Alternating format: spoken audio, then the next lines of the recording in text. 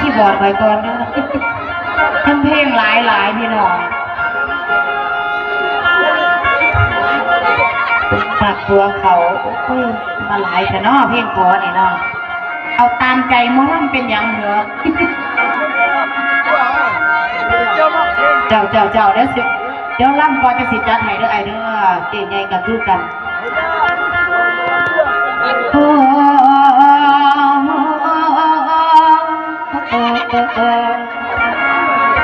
้ยละเพิ่นมาบุญไอ้บุญอีนางที่เคยสร้างละสร้าง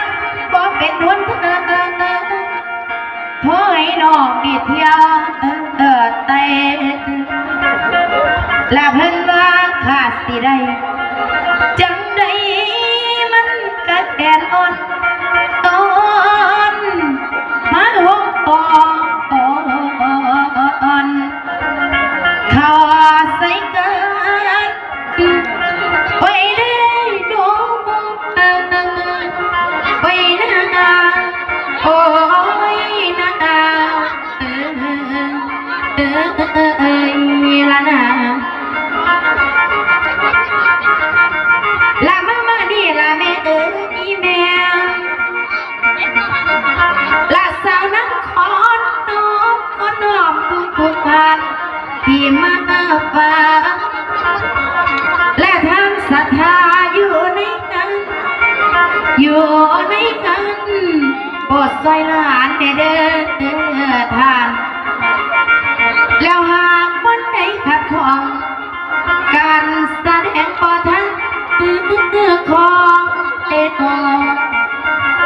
ละแม่เอ้ยเมียขออาศัยเด้อพี่น้องผู้ปองต่างว่านางละส่วนมาลานี่นั่นหมอลำเก่าในวงการ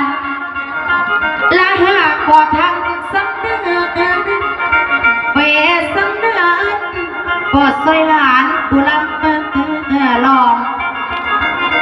ละคอยบอกปัญญาพวกพ่อแม่สาธุมีเงินให้ไปเว